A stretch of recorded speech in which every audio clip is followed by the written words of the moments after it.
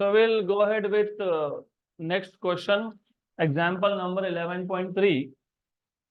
A flashlight uses two 1.5 volt batteries to provide a steady current of 0.5 ampere. तो एक flashlight है.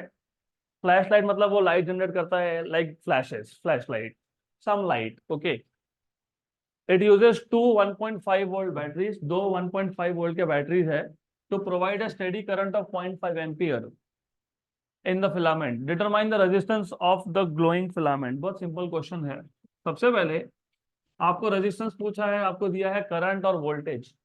एक चीज याद रखना, यहाँ पे हमने दो बैटरी लगाए, हर एक बैटरी का 1.5 वोल्ट था, तो टोटल वोल्टेज बन गया 1.5 प्लस 1.5. तो what is total voltage? 3 volt. और 3 वोल्ट ने करंट कितना ड्राइव कर दिया? 0.5 एम्पियर.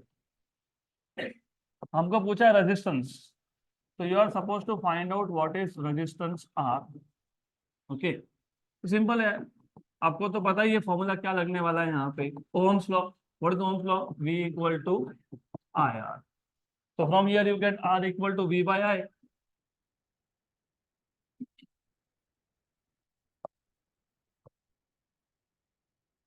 तो R equal to V by I. V की वैल्यू 3 है और I की वैल्यू 0.5. 0.5 मतलब 1/2. 2 जाएगा ऊपर, तो हो गया 6 ओहम. खत्म हो गया answer. Done. Next question. Practice problem number 4. The magnitude of current density in copper wire is 500 ampere per centimeter square. If the number of free electrons per centimeter cube of copper is 8.47 into 10 raised to 22, calculate the drift velocity of electrons through the copper wire.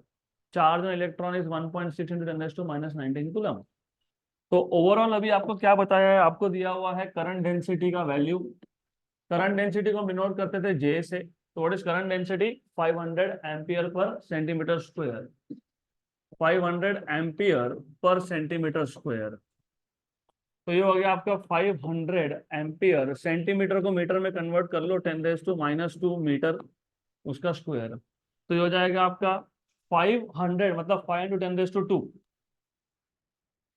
और ये 10⁻⁻4 ऊपर जाएगा तो वो +4 हो जाएगा, तो 10⁻6 ampere per metre square. Okay. फिर आपको बोला है नंबर ऑफ फ्री इलेक्ट्रॉन्स पर centimetre cube. Number of free electrons पर सेंटीमीटर क्यूब मतलब small n. Number per unit volume कितना दिया हुआ है आपको? 8.47 इंटू 10⁻22 पर सेंटीमीटर क्यूब है.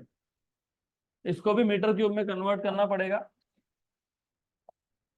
तो n equal to 8.47 into 10⁻22 10⁻⁻² metre का क्यूब मतलब 10⁻⁻6 ऊपर जाके +6. तो 8.47 इंटू 10⁻28 पर मीटर क्यूब. ये आ गया आपका स्मॉल एल. देन आपको ड्रिफ्ट वेलोसिटी पूछा है. ड्रिफ्ट वेलोसिटी और चार्ज ऑन इलेक्ट्रॉन तो पता होता ही है. तो फिर we already know what is the value of charge on electron. You are being asked what is drift speed. What is the formula for drift speed in terms of J? क्योंकि J दिया है आपको. J by N into E. ये formula आपने derive किया था. तो easy है, अभी सिर्फ वैल्यू सब्स्टिट्यूट कर दो. VD equal to J by NE.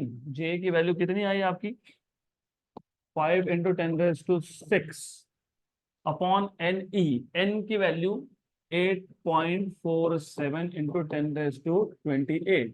What is value of E? 1.6 into 10⁻⁻19 मतलब 16 इंटू 10⁻⁻20. ओके. तो ये वैल्यू सब्स्टिट्यूट कर दिया. अभी क्या सिर्फ कैलकुलेशन ही करने हैं. Just do this calculation. एक काम करो, 10⁻28 में से 20 गए, कितना बचा?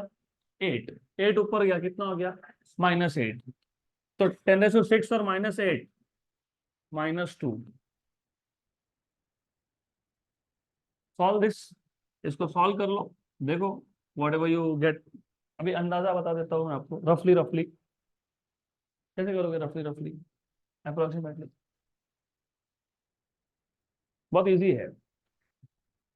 अप्रोक्सीमेट आंसर कैसे निकालते हैं, ये आपको सीईटी जेई में काम में आएगा, नीट में काम में आएगा। वन जा थ्री जा, व्हाट इज 8 3 जा 24, तो 8.47 इंटू थ्री को मान लेते हैं 25, कितना मान लेंगे इसको 25, तो 1/25 हो गया ये, इंटू 10⁻²। अब एक काम करो, यहाँ पे ना 100 एडजस्ट कर लो, 10⁻², और 10⁻² एडजस्ट कर लिया। क्यों एडजस्ट किया, ये हो गया 1 का और ये हो गया 4 का, क्योंकि 100/25 इज 4, और ये 10⁻² ऊपर चला गया 2, तो बन गया -2। तो आपका आंसर ना 4 इंटू 10⁻⁻4 के आसपास आएगा। क्या दिया हुआ है, 3.69 इंटू 10⁻⁻4, ठीक है। तो 3.69 इंटू 10⁻⁻4 मीटर पर सेकेंड हो गया, करेक्ट। तो let us move ahead to the next topic.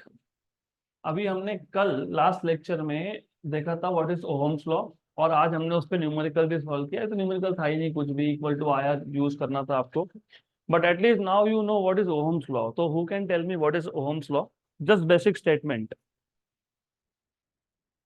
The current flowing through conductor is directly proportional to potential difference applied across the ends of the conductor, provided that the physical state of the conductor remains the same। ठीक, मतलब V is proportional to I। लेकिन question ये है कि ये V proportional to I आया कहाँ से। यू कैन डायरेक्टली, आप सिर्फ स्टेटमेंट के फॉर्म में कुछ बोल नहीं सकते हो, you also have to prove it. तो अभी हमको देखना है कि ये V proportional to I कहाँ से आया। तो we have to see what is the physical origin of Ohm's law. तो अगला टॉपिक है physical origin of Ohm's law. Physical origin of Ohm's law.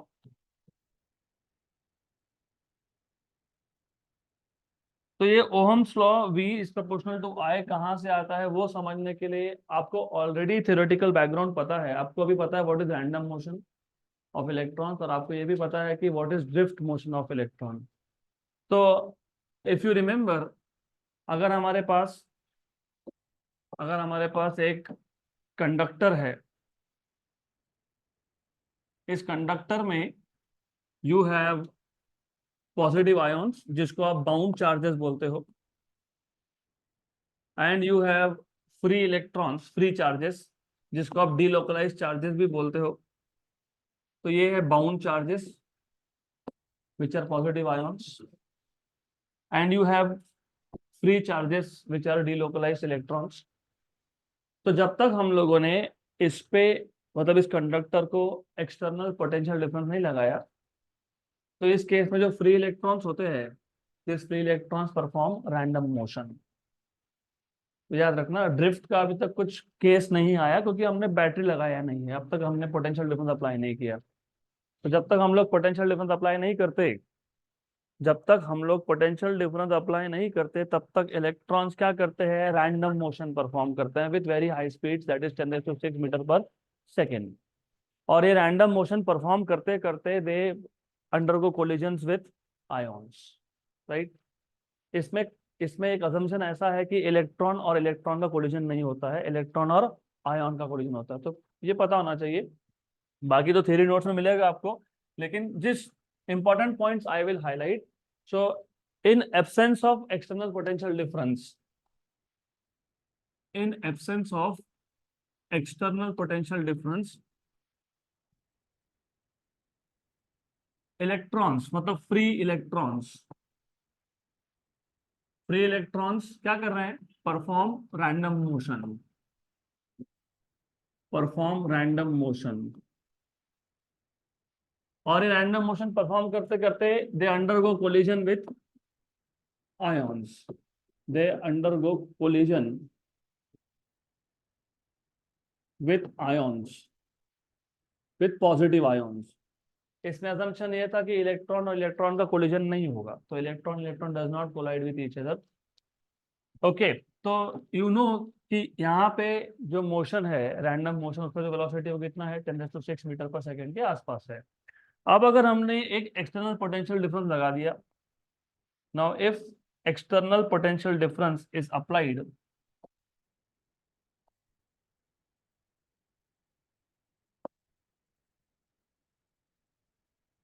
If external potential difference is applied to this conductor, तो क्या होगा? तो as you know, जैसे तुमने यहाँ पे एक्सटर्नल पोटेंशियल डिफरेंस लगा दिया, तो इस कंडक्टर के अंदर क्या होता है? इलेक्ट्रिक फील्ड जनरेट हो जाता है। What is the direction of electric field? Positive से negative. So inside this conductor, you will have electric field which is from positive to negative, and electrons start moving opposite to the direction of electric field. इस motion को तुम बोलते हो drift motion. क्या बोलते हैं इसको हम लोग? Drift motion. Okay, so in presence of external potential difference, the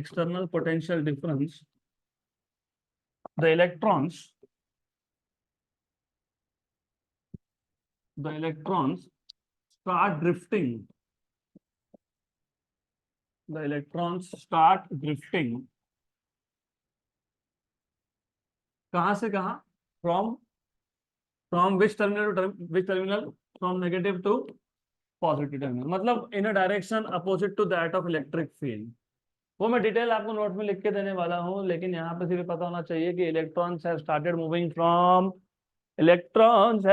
moving from negative to positive. Okay, electron कहाँ से कहाँ जा रहा है? नेगेटिव टर्मिनल से पॉजिटिव की तरफ। इसको क्या बोलते हो? Drift motion. तो ये जो ड्रिफ्ट मोशन है यहाँ पे, ये सिर्फ ड्रिफ्ट मोशन नहीं, it is a combination of random motion plus drift motion. तो कोलिजन करते करते, मतलब रैंडम मोशन की वजह से कोलिजन हो रहा है, और कोलिजन करते करते इलेक्ट्रॉन कहाँ जा रहा है? Towards positive terminal of the battery, मतलब in a direction opposite to that of electric field. अब इसके आगे थोड़ा और आपको सोचना पड़ेगा। यहाँ तक तो तुमको पता ही था, ये तो हमने कल ही देख लिया था। करेक्ट, बैटरी नहीं लगाया तो मटेरियल के अंदर इलेक्ट्रिक फील्ड नहीं है, और मटेरियल के अंदर अगर इलेक्ट्रिक फील्ड नहीं है तो रैंडम मोशन है। लेकिन जब तुमने पोटेंशियल डिफरेंस लगा दिया, मतलब बैटरी लगा दिया, तो मटेरियल के अंदर इलेक्ट्रिक फील्ड जनरेट हो गया। तो जो इलेक्ट्रॉन्स होते हैं they start moving in a direction opposite to that of electric field. इसको बोलते हो ड्रिफ्ट मोशन। अब यू नो, कोई भी पार्टिकल हो, कोई भी ऑब्जेक्ट हो, वो कभी भी अपने आप किसी एक डायरेक्शन में मूव होना स्टार्ट नहीं होता है। पार्टिकल या ऑब्जेक्ट एक पर्टिकुलर डायरेक्शन में अगर मूव हो रहा है, मतलब उस डायरेक्शन में फोर्स है। एग्जाम्पल, ये मेरे पास एक ऑब्जेक्ट है, पेन।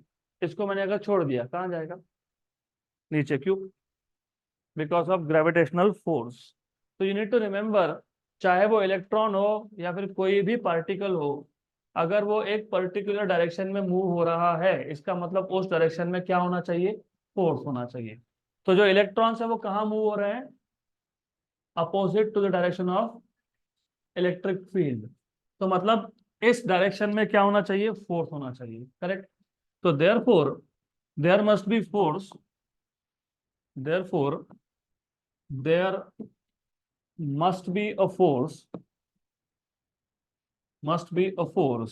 और आपको पता है force due to electric field क्या होता है? याद है ये? याद है? Force equal to q into E. याद है? इलेक्ट्रोस्टैटिक्स में सीखा था हमने। What is force? Q into E, charge into electric field. तो देखो हुआ क्या, हमने जब बैटरी कनेक्ट किया, मतलब हमने पोटेंशियल डिफरेंस कनेक्ट किया, मतलब मटेरियल के अंदर इलेक्ट्रिक फील्ड जनरेट हुआ, और इलेक्ट्रॉन्स जो है ये इलेक्ट्रिक फील्ड के अपोजिट डायरेक्शन में जा रहे हैं। कोई भी पार्टिकल अपने आप किसी डायरेक्शन में जाता नहीं है, वो तभी जाता है जब उस डायरेक्शन में फोर्स हो। इसका मतलब इलेक्ट्रिक फील्ड के अपोजिट डायरेक्शन में एक फोर्स था, और आपको पता है force due to electric field क्या होता है? Charge into E. ठीक, यहाँ तक क्लियर? बराबर। But what is force? Mass into acceleration. But what you know is that force is mass into acceleration, equation number 2. Therefore, from 1 and 2,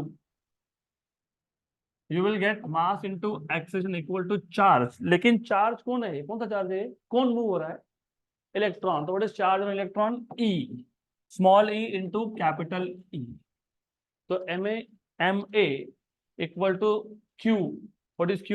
E into capital E is electric field. तो यहां से तुमको मिल गया A, what is acceleration? Small e into capital E upon m, equation number 3। Right. हमको करना क्या, पहले ये पता होना चाहिए हमको Ohm's law V proportional to I कहाँ से आया, ये हमको चेक करना था। राइट। तो हमने, यू हैव टू थिंक कि मटेरियल के अंदर हो क्या रहा है। मटेरियल के अंदर इलेक्ट्रॉन स्टार्ट ड्रिफ्टिंग, मतलब इलेक्ट्रॉन से फोर्स लग रहा होगा, और इलेक्ट्रोस्टैटिक फोर्स होता है Q इंटू ई, लेकिन फोर्स क्या है, मास इंटू एक्सेलरेशन, तो m इंटू ए, तो सब्स्टिट्यूट कर दिया तो आपको स्मॉल a मिल गया। Okay, what is small a, what is acceleration, e into capital E by m, e into capital E by m। ठीक है, यहाँ तक क्लियर, गुड, पक्का पक्का, राइट। देन इमेजिन, ये जो इलेक्ट्रॉन था, यहाँ ध्यान दो क्योंकि इसके आगे ना थोड़ा कंफ्यूजन होगा। इलेक्ट्रॉन, मैं फिलहाल एक इलेक्ट्रॉन दिखा रहा हूँ, वैसे एक इलेक्ट्रॉन नहीं है, there are billions of electrons. ये जो इलेक्ट्रॉन है ये ड्रिफ्ट के साथ साथ रैंडम मोशन भी परफॉर्म कर रहा है, मतलब इसका कोलिजन भी हो रहा है। ठीक है, क्या हो रहा है, कोलिजन हो रहा है और ड्रिफ्ट भी हो रहा है, तो ये कोलिजन्स भी कर रहा है। ऐसे बाकी इलेक्ट्रॉन्स भी क्या कर रहे होंगे, कोलिजन कर रहे होंगे। तो अगर दो कोलिजन के बीच का टाइम निकालना है, मतलब इलेक्ट्रॉन एक कोलिजन करके आया फिर दूसरा कोलिजन, तो उसके बीच का जो टाइम है, ओके, अब हम हर एक इलेक्ट्रॉन का तो मेजर कर नहीं सकते, तो हम लोग बोलते हैं एवरेज टाइम। तो average time between two successive collision, average time between two successive collision कैसे निकालोगे, तो average time between two successive collisions, two successive collisions, और याद रखना ये तुमको 12th में वापस आने वाला है फॉर गैसेस। तो वो क्या रहा था, any electron when it is drifting it is also undergoing collisions. हम फिलहाल एक ही इलेक्ट्रॉन दिखा रहे हैं, लेकिन यहाँ पे एक नहीं, there are billions of such electrons जो कोलिजन करते करते करते करते ड्रिफ्ट हो रहे हैं। तो किसी भी दो सक्सेसिव कोलिजन के बीच में जो टाइम है, एक इलेक्ट्रॉन के लिए अलग होगा, दूसरे के लिए अलग होगा। और याद रखना एक सिंगल इलेक्ट्रॉन के लिए भी पहला दूसरा कोलिजन, उसके बीच का टाइम, दूसरे तीसरे कोलिजन के बीच का टाइम सेम नहीं है। Even for a single electron the time for two successive collision is not same. हो सकता है ना, एक इलेक्ट्रॉन ने कोलिजन किया, दूसरा किया, 10⁻⁵ सेकंड लग गए। हो सकता है दूसरे और तीसरे में 10⁻⁸ सेकंड लग गए। तो एक गिवन इलेक्ट्रॉन के लिए भी time between two successive collision same नहीं है, और ऐसे हमारे पास बिलियंस ऑफ इलेक्ट्रॉन्स है। तो किसी भी इलेक्ट्रॉन के लिए दो सक्सेसिव कोलिजन का टाइम सेम होगा क्या, नहीं होगा। अब इसको इमेजिन कैसे करते हो, मैं तुम्हारा एग्जांपल ले लो ना, खुद का एग्जांपल ले लो, सबके आंखों पे पट्टी बांधी हुई है, कोई कहीं भी जा रहा है, क्या होगा, कोलिजन कोलिजन। तो जरूरी है क्या आप पहले कोलिजन किए और दूसरे कोलिजन किए दोनों का टाइम और दूसरे और तीसरे का टाइम सेम होगा, नहीं। एक्स पर्सन का और वाई पर्सन का कोलिजन के बीच का टाइम सेम होगा, ऐसा है नहीं। तो इसके लिए मैंने क्या बोला, एवरेज टाइम। इसको हम डिनोट करते हैं टाउ से, इससे, tau, tau, it is not tau, it is tau. अब ये टाउ कहां से मिलेगा, what is velocity, distance upon time, distance upon time. ठीक है, आपको दो कोलिजन के बीच का डिस्टेंस पता है क्या, नहीं पता, तो फिर ये फॉर्मूला यूज नहीं हो सकता, कौन सा, डिस्टेंस अपॉन टाइम वाला। ठीक, करेक्ट। ये मोशन कौन सा था, ये मोशन कौन सा था, कोलिजन करते करते, वो तो रैंडम था, लेकिन साथ में क्या हो रहा है, ड्रिफ्ट हो रहा है। ठीक, what is acceleration, what is the definition of acceleration, change in velocity per unit time, मतलब वेलोसिटी अपॉन टाइम। ओके, तो acceleration is velocity upon time. कौन सा वेलोसिटी, ड्रिफ्ट वेलोसिटी। और कौन सा टाइम, कौन सा time, time between two successive collision, इसको हम क्या बोल रहे हैं, टाउ। तो टाउ क्या बन गया, वीडी बाय ए। डिस्टेंस क्यों नहीं लिखा, क्योंकि हमको डिस्टेंस पता ही नहीं है ना, दो कोलिजन में कितना डिस्टेंस है पता ही नहीं है, तो लिखेंगे कहां से। तो जो पता है, या जो फाइंड कर सकते हैं, या जो इक्वेशन में लगने वाला है उसमें लाओ। तो हमको पता था एक्सेलरेशन क्या होता है, वेलोसिटी अपॉन टाइम होता है, तो टाइम क्या बन गया, वेलोसिटी अपॉन एक्सेलरेशन। तो ड्रिफ्ट वेलोसिटी अपॉन एक्सेलरेशन, ये आ गया आपका average time between two collisions. यहाँ तक क्लियर, पक्का पक्का clear, sure sure. What is a from here, VD by tau, equation number 4। ठीक, इक्वेशन नंबर 3 का लेफ्ट हैंड साइड और इक्वेशन नंबर 4 का लेफ्ट हैंड साइड क्या है, सेम है, तो राइट हैंड साइड क्या होगा, सेम होगा। तो therefore from equation number 3 and 4 ये आपको मिल जाएगा VD drift velocity by time, VD by tau equal to e capital E by m small e capital E by m. हो गया।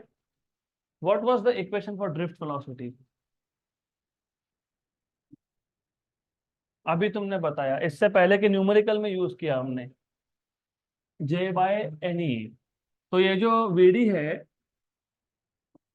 वो क्या है? जे बाय एन ई।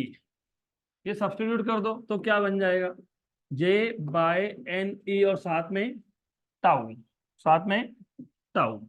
वीडी की जगह पे जे बाय एन ई लिख दिया, e capital E by m. यहां तक क्लियर? पक्का पक्का क्लियर? Sure sure. देन यहां से इस इक्वेशन से हमको मिल जाएगा electric field E equal to, ये एम शिफ्ट कर देना, एम शिफ्ट कर दिया, अपॉन, अपॉन क्या आया? टाउ एन ई का square, tau n e square. E यहां शिफ्ट कर दिया तो tau n e square, m यहां शिफ्ट कर दिया, बचा कौन? जे। तो बचा कौन? जे। ये जो एम था ये क्या है? मास। किसका मास? इलेक्ट्रॉन का मास, क्योंकि मूव कौन हो रहा है? इलेक्ट्रॉन। ये एन क्या है? Number of electrons per unit volume, unit volume में कितने इलेक्ट्रॉन्स है। और ये होता है कांस्टेंट। क्यों? क्योंकि वो मटेरियल के ऊपर डिपेंड करता है। कॉपर के लिए अलग है, एल्यूमिनियम के लिए अलग है, आयन के लिए अलग है।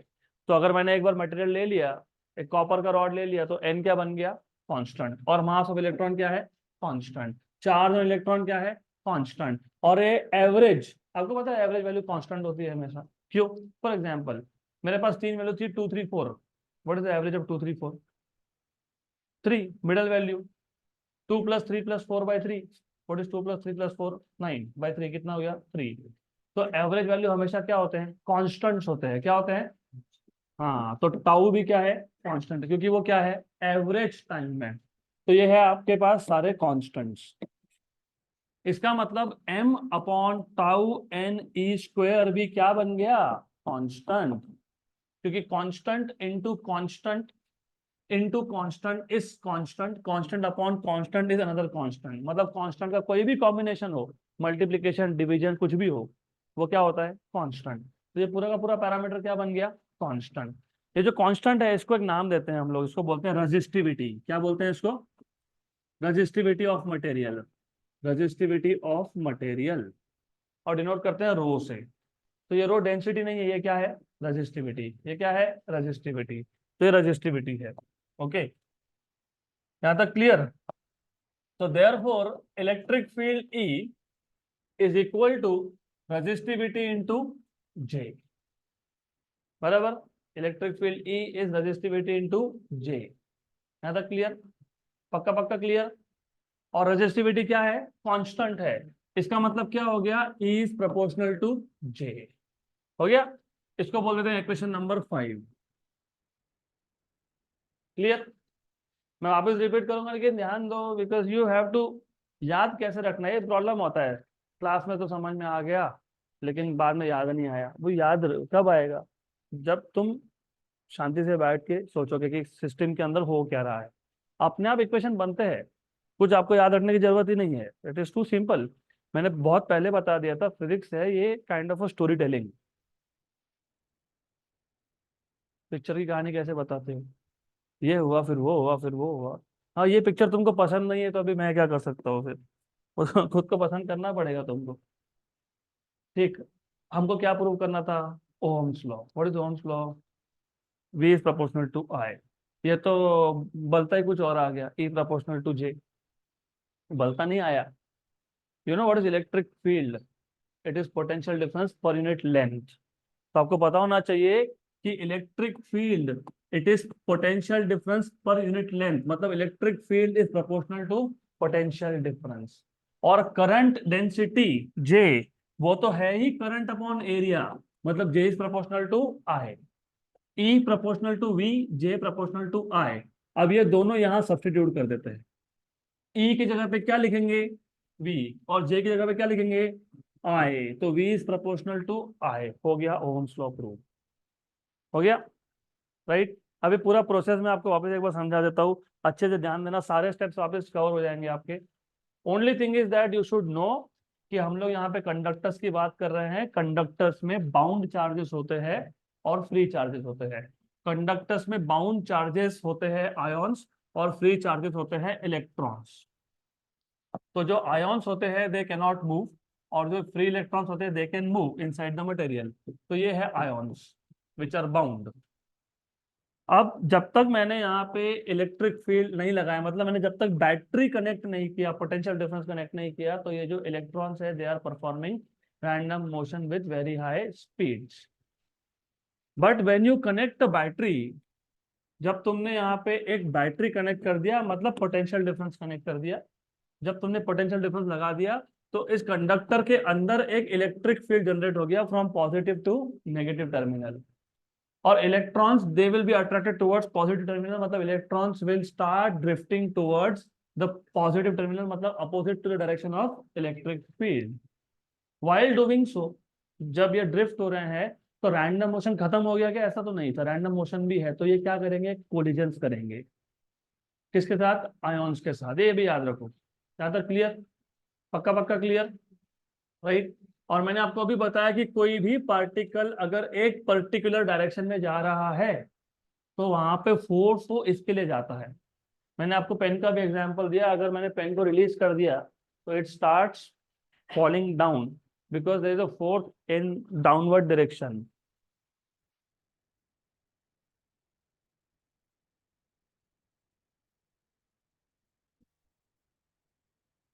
ओके, तो there is a force in downward direction, इसलिए वो ऑब्जेक्ट भी डाउनवर्ड गया। यहाँ पे इलेक्ट्रॉन कहाँ जा रहा है, टू द लेफ्ट, तो लेफ्ट में क्या होगा, फोर्स। लेकिन यहाँ पे ये फोर्स कहाँ से आया, इलेक्ट्रिक फील्ड की वजह से। वो हमने इलेक्ट्रोस्टैटिक्स में देख के रखा था कि force is equal to q into E, correct. But force क्या होता है, मास इंटू एक्सेलरेशन, और चार्ज क्या था हमारे पास, इलेक्ट्रॉन। तो यहां से हमको मिल गया acceleration, e, capital E by m. Done, okay, यहां तक तो कोई कंफ्यूजन का काम ही नहीं। Equation number 1, some equation number. अब दो सक्सेसिव कोलिजन के बीच का एवरेज टाइम उसको हम लोग बोल रहे हैं tau. You know, acceleration is velocity upon time, acceleration a is velocity upon time, तो time is velocity upon acceleration, time is velocity upon acceleration. तो कौन सा वेलोसिटी, ड्रिफ्ट वेलोसिटी। तो एक्सेलरेशन क्या आ गया, वीडी बाय टाउ। इन दोनों equations का लेफ्ट हैंड साइड सेम है, तो राइट हैंड साइड भी क्या होगा, सेम होगा। मेरा ध्यान है, हाँ, जो गड़बड़ कर रहे हैं दो तीन लोग, मेरा पूरा ध्यान है। आप ऐसा चांस में मत रहो कि कब मैं यहाँ देखूंगा और तुम गड़बड़ करोगे। तो ये आ गया आपके पास इक्वेशन नंबर 3, राइट। लेकिन ड्रिफ्ट वेलोसिटी का एक्सप्रेशन आपको याद होना चाहिए, क्या था, जे बाय एन ई। तो ड्रिफ्ट वेलोसिटी वीडी ये था j by n e. Therefore vd के जगह पे सब्स्टिट्यूट कर दोगे j by tau n e equal to e, capital E by m. अब ई इक्वल टू एम को यहां शिफ्ट कर दिया, m j upon tau n e square. ये m upon tau n e square ये पूरा का पूरा कांस्टेंट है, करेक्ट, ये पूरा कांस्टेंट है। और जो कांस्टेंट है उसका नाम है रेजिस्टिविटी, क्या बोलते हैं उसको, रेजिस्टिविटी। तो ये जो m upon tau n e square, और सीईटी जेई नीट पे इस पे क्वेश्चन आते हैं, तो ये पता होना चाहिए, इसको बोलते हैं रेजिस्टिविटी ऑफ अ मटेरियल। तो ई आ गया आपका रो, ई आ गया आपका रो इंटू जे। तो ई इज प्रोपोर्शनल टू जे, लेकिन ई खुद होता है प्रोपोर्शनल टू पोटेंशियल डिफरेंस, और जे होता है प्रोपोर्शनल टू करंट। इसका मतलब ऐसा हो गया कि V is proportional to I, हो गया ओम्स लॉ। डिराइव। क्लियर यहाँ तक? पक्का पक्का। तो अभी देखते हैं अगला टॉपिक। अगला topic is limitations of Ohm's law. बहुत इजी है, एक्सट्रीमली सिंपल। तो यहाँ ध्यान दो, लिमिटेशंस ऑफ ओम्स लॉ।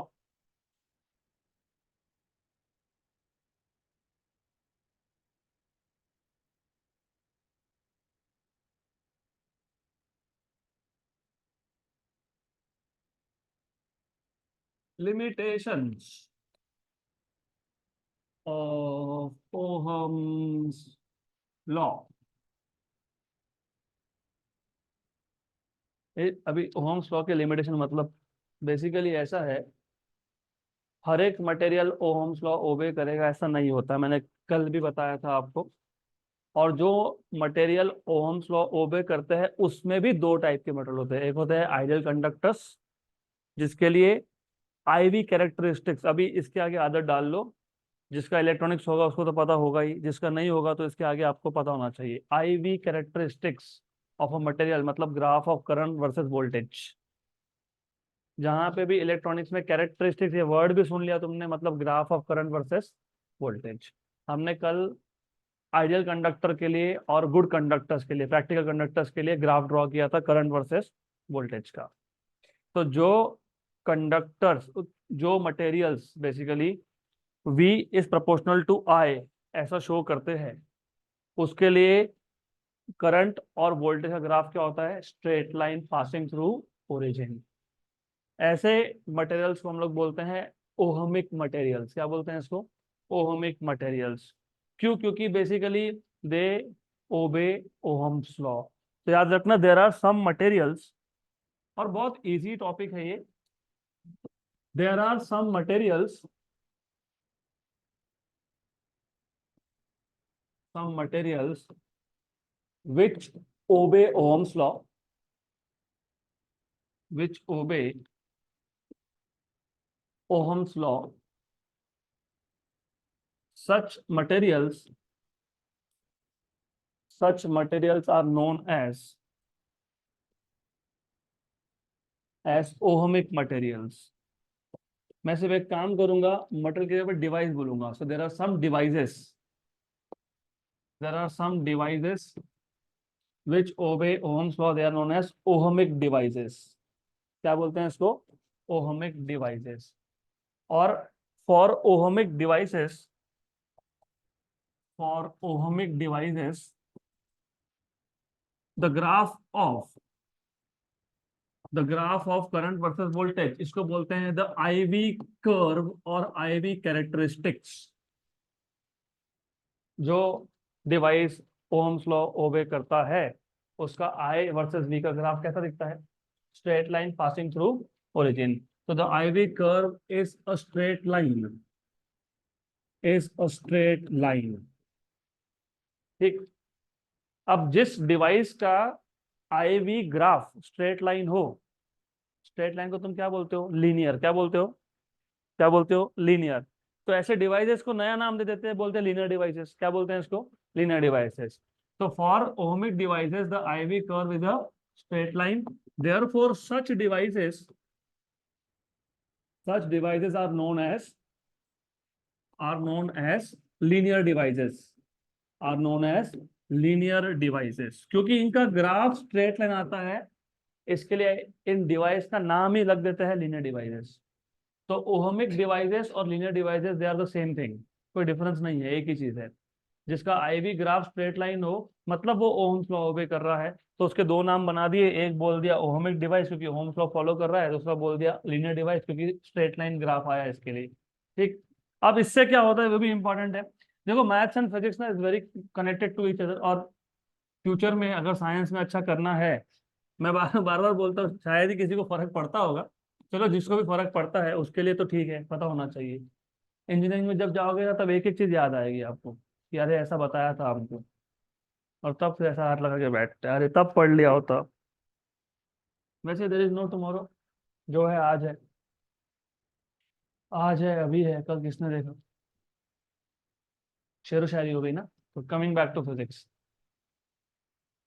अब देखो ऐसी बात है, ये चीजें तुमको पता क्यों नहीं चाहिए? क्योंकि अगर तुमको फ्यूचर में इंजीनियरिंग में अच्छा करना है तो ऐसे टाइप के डिवाइसेस बहुत जगह पे यूज करने पड़ेंगे, और नहीं पता हो तो कंपनी निकाल देगी बाहर।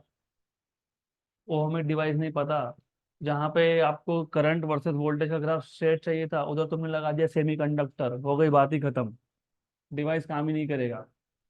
अब अब स्ट्रेट लाइन होने से क्या हुआ, आपको पता है किसी भी स्ट्रेट लाइन का स्लोप हमेशा क्या होता है, कांस्टेंट। क्या होता है, कांस्टेंट। क्या होता है, कांस्टेंट। तुम कोई भी दो पॉइंट ले लो, स्लोप निकालने के लिए दो पॉइंट लेते हो ना, y2 minus y one upon x two minus x1। यहाँ पे y2 कौन है, करंट है, तो i2 minus I one upon v2 minus v1 है।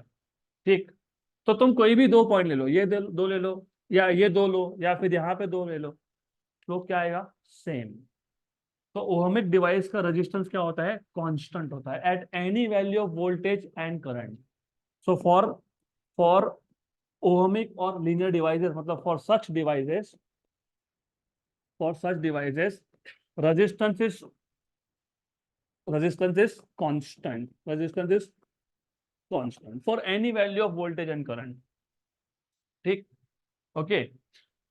अब हम तो लिमिटेशंस की बात कर रहे थे कि ओहम्स लॉ के लिमिटेशंस क्या है। ओहम्स लॉ के लिमिटेशन ऐसे है कि सारे डिवाइसेस ओहम्स लॉ फॉलो नहीं करते। मैंने तो सिर्फ जो फॉलो करता है उसका बताया। There are some devices which obey Ohm's law, such materials are known as ohmic devices. Okay, but there are also some materials, some devices which do not obey Ohm's law. So some devices, there are some devices, there are also some devices which do not obey Ohm's law. Such materials or such devices are known as non-ohmic devices। Clear, ठीक। फिर जैसे ohmic devices का ivy curve क्या था, straight line था, तो non ohmic का क्या आएगा, स्ट्रेट लाइन आएगा क्या, नहीं आएगा। तो for non ohmic devices,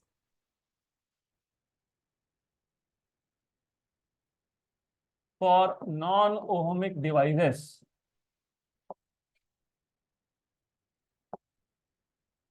non-ohmic devices, the IV curve is not a straight line, is not a straight line। अब क्योंकि ग्राफ स्ट्रेट लाइन नहीं आया, जब ग्राफ स्ट्रेट लाइन आया था तो डिवाइस को क्या बोल दिया था तुमने, लीनियर। इसको क्या बोलोगे, नॉन लीनियर। हाँ, क्वाड्रेटिक मत बोल देना, क्वाड्रेटिक पता नहीं हमको क्वाड्रेटिक है कि नहीं, सिर्फ नॉन लीनियर है, राइट। तो such devices are called as non linear devices. अब इसका ग्राफ प्लॉट कर लेते हैं। तो इसका जब ग्राफ प्लॉट करोगे, आई वर्सेस वी, ओके, तो ये स्ट्रेट लाइन तो नहीं आता है, तो ये ऐसा कुछ जाता है। अब वो डिपेंड करता है कि कौन से मटेरियल की बात कर रहे हो। सेमीकंडक्टर्स के लिए अलग आएगा, इलेक्ट्रोलाइट्स के लिए अलग आएगा, बाकी थर्मिस्टर्स होते हैं उसके लिए अलग आएगा। तो it will depend from device to device. मैं सिर्फ एग्जांपल ले रहा हूँ जो आपके टेक्स्ट बुक में दिया है, बस वही मैं एग्जांपल यहाँ पे ले रहा हूँ। आपके टेक्स्ट बुक में जैसा दिया है वैसा क्या वैसा, सिर्फ आपके टेक्स्ट बुक में क्या है, एक्सिस को उल्टा करके दिया हुआ है, तो ठीक है, उल्टा तो उल्टा, क्या फर्क पड़ता है। ओके, हाँ तो वोल्टेज इन्होंने वाई एक्सिस पे दिखाया है, करंट एक्स एक्सिस पे दिखाया है, कोई बात नहीं। अब जब आई वर्सेस वी का ग्राफ स्ट्रेट लाइन था तो रेजिस्टेंस क्या था, कांस्टेंट था एट एनी वोल्टेज। अब अगर वी और आई का ग्राफ स्ट्रेट लाइन नहीं है तो रेजिस्टेंस कांस्टेंट है क्या, नहीं है, इट विल चेंज। ठीक, नॉर्मली क्या होता है, अभी आप सीखोगे, अब भी सीखोगे, आज ही सीखोगे, रेजिस्टेंस भी दो टाइप के होते हैं। एक होते हैं कांस्टेंट रेजिस्टेंस, मतलब जिसकी वैल्यू चेंज नहीं होती। एक होते हैं वेरिएबल वैल्यू वाले, जिसकी वैल्यू चेंज होती है। तो यहाँ पे रेजिस्टेंस की वैल्यू सेम है क्या, नहीं, चेंज हो रही है। तो ये जो नॉन लीनियर डिवाइसेस होते हैं, they are devices with varying value of resistances. But the question is, जैसे यहाँ पे मतलब ओहमिक डिवाइसेस में अगर तुमको रेजिस्टेंस फाइंड करना था तो तुमने क्या किया, स्लोप निकाल लिया, करेक्ट। और स्लोप निकालने के लिए तुम कोई भी दो पॉइंट उठा लो, कोई भी दो ले लो, you can take any two point, ये दो भी ले सकते हो इफ यू वांट, ये और ये भी ले सकते हो। स्लोप क्या मिलने वाला है, हमेशा सेम। क्या मिलेगा, सेम। बट यहाँ प्रॉब्लम है ना, यहाँ तो मैं कौन से दो पॉइंट ले रहा हूँ उसके ऊपर डिपेंड करेगा स्लोप कितना है। इसका मतलब जो दो पॉइंट मैं ले रहा हूँ उस पर डिपेंड करेगा कि रेजिस्टेंस कितना है। तो फिर हमको क्या करना पड़ता है, हमको पहले देखना पड़ता है कि कौन से वोल्टेज की रेंज के लिए आप रेजिस्टेंस ढूंढ रहे हो। For example, may be I want to find out what is the resistance for a voltage range of 5 to 6 volt. Maybe I want to find out what is the resistance for 10 to 15 volts, 15 to 16 volt पर depend करेगा अब। ठीक, तो suppose मुझे voltage की एक value से voltage के दूसरे वैल्यू तक रेजिस्टेंस चाहिए।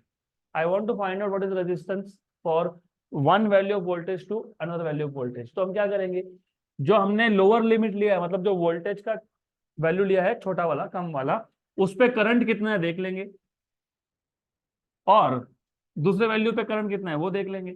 ये जो वोल्टेज का रेंज था, ये स्मॉल रेंज था तो क्या बोल दिया, डीबी, और ये करंट भी स्मॉल रेंज था तो क्या बोल दिया, d I. What is V, I R. What is R, V by I. What is R, V by I. यहाँ पे आर क्या होगा, डीवी बाय डी आई। खत्म, मिल गया रेजिस्टेंस। करेक्ट, क्लियर यहाँ तक, बराबर।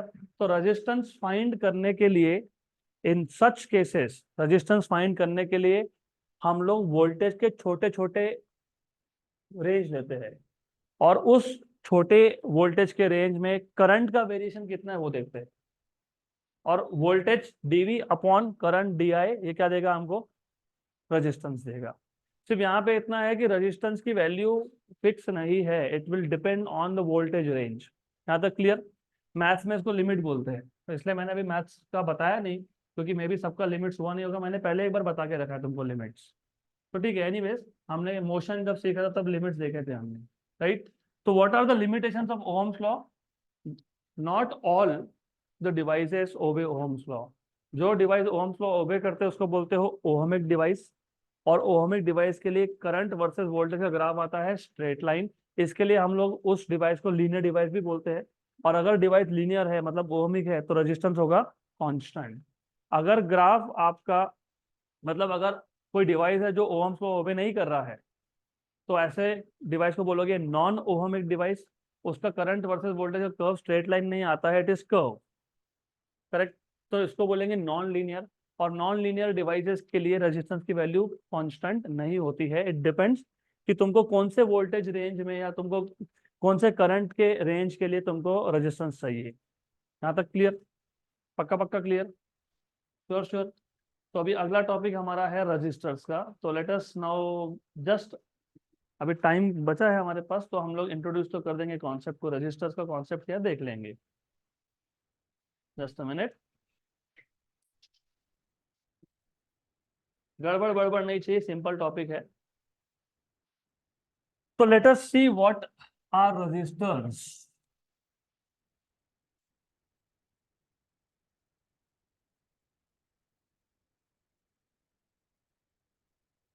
तो what are resistors, let us start with what is resistance, फिर देखते हैं व्हाट इज रजिस्टर। रेजिस्टेंस और रजिस्टर ये दोनों सेम चीज नहीं है। व्हाट इज रेजिस्टेंस, मैंने कल बताया था आपको, opposition to the flow of current, right. So opposition to the flow of current is known as resistance. Opposition to the flow of electric current, to the flow of electric current is known as resistance, is known as resistance. जो device current को oppose करेगा, मतलब जो device resistance offer करेगा उसको क्या बोल दोगे, रजिस्टर। तो what is register, register is a device which offers resistance to the flow of current is known as resistor. So the device which offers resistance, मतलब which offers opposition to the flow of current, to the flow of current is known as resistor, is known as resistor. यहाँ तक clear? बहुत interesting है topic, easy भी है, interesting भी है, और थोड़ा सा मजा भी आएगा। वो उसकी एक स्कीम है याद रखने का, कैसे याद रखना कि रेजिस्टेंस कैसे निकालना है। तो सबसे पहले पता होना चाहिए what is resistance. Resistance is the opposition to the flow of current. ऐसा डिवाइस जिसने करंट को अपोज किया उसको क्या बोलोगे? Resistor, right? तो resistance is the opposition to the flow of current and the device which offers resistance is known as resistor. यहाँ तक क्लियर? अब कमर्शियली हमारे पास दो टाइप के रजिस्टर्स होते हैं, दो टाइप। कमर्शियली मतलब तुम जब शॉप में लेने जाओगे ना, तो तुमको दो टाइप के रजिस्टर्स मिल सकते हैं। तो there are two types of resistors which are available commercially. Commercially मतलब दुकान में लेने चले गए, है ना, अपने यहाँ पे भी एक बहुत फेमस दुकान है इलेक्ट्रॉनिक्स का, वहाँ पे आपको हर चीज मिलेगा। आप वहां जाओगे, रजिस्टर मांगोगे तो दो टाइप के रजिस्टर मिलते हैं। एक होता है कार्बन रजिस्टर, एक होता है वायर वाउंड रजिस्टर। तो there are two types of resistors which are available. So there are two types of resistors. There are two types of resistors. Actually दो से ज्यादा होते हैं, लेकिन फिलहाल कमर्शियली अवेलेबल हम जो बोल रहे हैं वो टू टाइप्स के रजिस्टर्स है। एक है कार्बन रजिस्टर और दूसरा है wire wound resistor. Wire wound resistors. अब पुराने सिलेबस में आपको इसका डिटेल वर्किंग था, नए सिलेबस में नहीं है, सिर्फ आपको मेंशन करके दिया है कि कौन से दो टाइप के रजिस्टर है, कार्बन, एक है वायर वाउंड। मैं आपको सिर्फ बता देता हूँ कि कार्बन रजिस्टर और वायर वाउंड में डिफरेंस क्या है। वायर वाउंड नाम में ये वायर वाउंड, तो एक कोर होता है छोटा सा, उसके ऊपर वायर का वाइंडिंग होता है, राइट? मतलब बहुत छोटा नहीं होता है, it is like little big. और उसके ऊपर एक स्लाइडर होता है। तो व्हेन यू स्लाइड, जैसे रियोस्टेट देखा होगा तो, अगर कॉलेज में जाते होंगे तो there is a core, cylindrical core, उसके ऊपर वायर होता है, इसलिए इसको वायर वाउंड बोलते हैं। और उसके ऊपर एक स्लाइडर होता है, तुम स्लाइडर शिफ्ट करोगे तो वैसा रजिस्टेंस का वैल्यू भी चेंज होगा। मतलब wire bound resistance they are variable type resistors, तो उसका वैल्यू तुम चेंज कर सकते हो। और जो कार्बन रजिस्टर होता है वो फिक्स्ड वैल्यू रजिस्टर होता है। कार्बन नाम में ये कार्बन, तो उसके अंदर जो मटेरियल है वो क्या है? कार्बन है। और वो है फिक्स्ड वैल्यू रजिस्टर, उसकी वैल्यू तुम चेंज नहीं कर सकते हो। तो there are two types of resistors which are commercially available, carbon resistor which are fixed value resistors, और दूसरा है wire bound resistors which are variable resistors. Carbon resistors, they are very compact in size, they are cheap and they have large value. तो जब आपको resistance की बहुत ज्यादा value की जरूरत हो, 10,000 ohm, 20,000 ohm, 1 lakh ohm, 50,000 ohm, तो उस केस में हम लोग यूज करते हैं carbon resistor. They are very compact, they are very cheap, they are large value resistors. अब क्योंकि वो बहुत कॉम्पैक्ट है, तो उसके ऊपर रेजिस्टेंस का वैल्यू लिखना पॉसिबल नहीं होता, right? They are very very small, तो उसके ऊपर प्रिंट करना कि what is the value of resistance is not possible. इसके लिए हम लोग उसके लिए कलर कोडिंग स्कीम यूज करते हैं। क्या यूज करते हैं? Colour coding scheme. तो उसके ऊपर वो रजिस्टर दिखता कैसे वो भी देख लो। It is a very small device,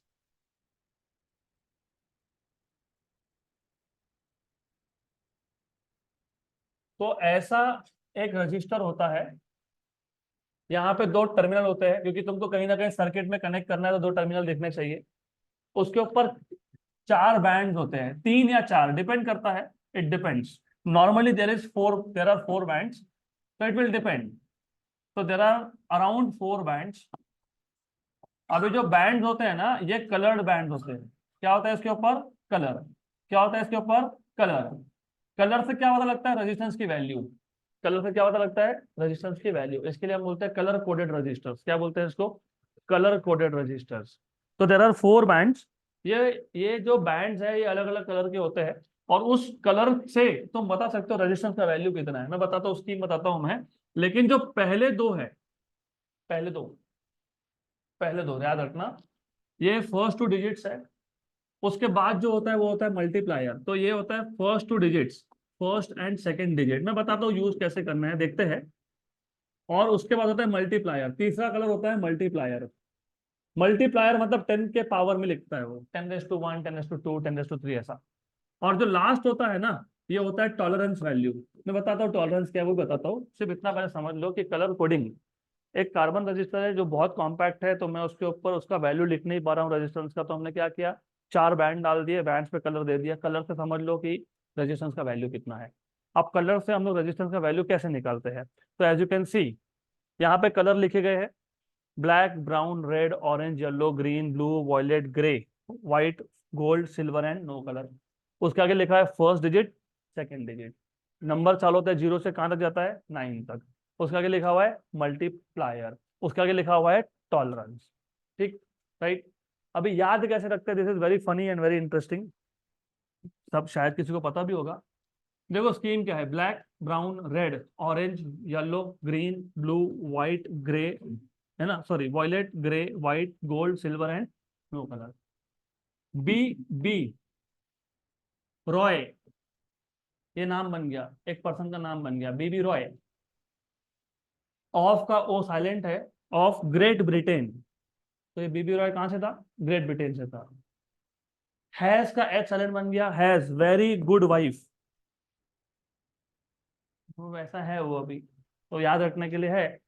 हाँ, इसके आगे आपको याद रखना पड़ता है गोल्ड, सिल्वर, नो कलर, उसका भी मैंने एक फंडा बना लिया है। BB Roy of great Britain has very good wife who keeps on asking for gold and silver but gets nothing. याद रहेगा अभी। हाँ, अभी बेचारे पति के पास पैसा नहीं होगा तो कहाँ से लेके देगा वो, ठीक है, एनीवेज। तो this is how you remember, baby Roy is the name of person, से याद रखो, B B Roy of great Britain, of का ओ साइलेंट है, ग्रेट ब्रिटेन, हैज का एच छोड़ दो, वेरी गुड वाइफ, तो वी जी डब्ल्यू, मतलब violet, great, grey, white, keeps on asking for gold, silver, G S, and gets nothing, मतलब no colour, right. अभी मैं आपको बताता हूँ कि इससे तुम फाइंड कैसे करोगे, और याद रखो डिजिट्स जो होते हैं ना वो 0 से 9 तक जाते हैं, वो डबल डिजिट जाता ही नहीं है, 0 1 2 3 4 5 6 7 8 9, तो पहले 2 डिजिट्स है, तो वो 0 से 9 तक वैल्यू जाएगी। और जो भी डिजिट की वैल्यू है मल्टीप्लायर में 10 रेस टू कर देना, अगर 0 है तो 10 रेस टू 0, 1 है तो 10 रेस टू 1, 2 है तो 10 रेस टू 2, 3 है तो 10 रेस टू 3, तो ऐसा करते हैं हम लोग, ऐसा याद रखते हैं। तो you need to remember something like this, याद रहेगा, राइट। और गोल्ड, सिल्वर, नो कलर के लिए मल्टीप्लायर होता है 10 रेस टू -1, -2, और नो कलर के लिए होता ही नहीं, ठीक है, 10 रेस टू -1 एंड -2, ठीक, राइट। अभी टॉलरेंस क्या होता है वो भी समझ लो, टॉलरेंस मतलब क्या, देखो फॉर एग्जांपल लेट अस से हमारे पास एक सर्किट है, उस सर्किट में हमको चाहिए था एक पर्टिकुलर ब्रांच है। अभी देखो सर्किट में बहुत सारे ब्रांचेस होते हैं, तुम कभी घर में रिमोट खराब पड़ा होगा, कोई पुराना इलेक्ट्रॉनिक डिवाइस पड़ा होगा, उसको खोल के देख लेना, you will find a circuit inside. तो सर्किट में एक पर्टिकुलर ब्रांच था, उस ब्रांच में हमको चाहिए लेट अस से 102 ओहम का रेजिस्टेंस, 102। हम लोग मार्केट में गए, हमको 102 मिल ही नहीं रहा, 100 है लेकिन 102 नहीं, राइट। तो टॉलरेंस क्या होता है, टॉलरेंस का होता है मार्जिन, मार्जिन। अभी इमेजिन, इमेजिन मेरे को मिल गया 100 ओहम का रेजिस्टेंस, कितने ओहम का, 100, मुझे चाहिए कितना था, 102, ठीक। और उसमें जो आखिरी कलर था वो कौन सा था, रेड, तो ये टॉलरेंस के लिए आखिरी कलर क्या था, रेड। इसका मतलब वो जो रजिस्टर है उसका मार्जिन कितना है, 2%। इसका मतलब पता है क्या होता है, कि वो रजिस्टर आप +2% -2% तक यूज कर सकते हो, मतलब 100 + 2 मतलब कितना, 102, और -2 मतलब 98। तो वो जो रजिस्टर है वो जहां पे तुमको 98 से लेके 102 ओहम तक का वैल्यू रिक्वायर्ड तुम यूज कर सकते हो, उसको बोलते हैं टॉलरेंस। टॉलरेंस मतलब क्या, मार्जिन, राइट, करेक्ट, क्लियर। आप तक एक एग्जांपल लेते हैं हम लोग, तो ये जो कलर कोडिंग स्कीम है, यहाँ से रेजिस्टेंस की वैल्यू कैसे फाइंड करोगे, तो you tell me any colours, तुम कलर बता दो, हम यहाँ पे पहले कलर भर लेंगे उसके बाद वैल्यू फाइंड करेंगे। तो पहले डिजिट में क्या डाले, रेड, चलो ठीक है रेड, तो यहाँ पे मैं रेड डाल देता हूँ। उसके बाद ब्लू, समवन सेड ब्लू, चलो ब्लू, ब्लू, थर्ड। अब मेरे पास सिर्फ ग्रीन और येलो बाकी है, बाकी नहीं है मेरे पास कलर, तो मैं एक काम करता हूँ येलो डाल देता हूँ। हाँ, ब्लैक भी रख सकते हो, यू कैन यूज ब्लैक, मतलब you should not feel any colour, रख सकते हो, चलो ब्लैक ही रख देते हैं। आखिरी में ग्रीन रख देते हैं, ग्रीन, ग्रीन, ग्रीन के लिए तो टॉलरेंस नहीं है, चलो कोई बात नहीं, ग्रीन ग्रीन ग्रीन। तो रेड, रेड मतलब 2, तो पहला डिजिट क्या आएगा 2। उसके बाद क्या है ब्लू, ब्लू ब्लू मतलब 6, तो क्या आएगा 26 इंटू मल्टीप्लायर। तीसरा क्या था, नो कलर, नो कलर था ना तीसरा, ब्लैक, याद है ब्लैक। तो क्या लिखोगे 10⁻�0, एनीथिंग रेस टू 0 इज 1। उसके बाद आखिरी में तुमने दिया ग्रीन, ग्रीन का टॉलरेंस है क्या, नहीं, मतलब ±0%। तो इसकी वैल्यू कितनी बन गई 26 ohm. This is how you can find out. Okay, तो कल हम ये स्कीम वापस रिपीट करेंगे। That's it for today.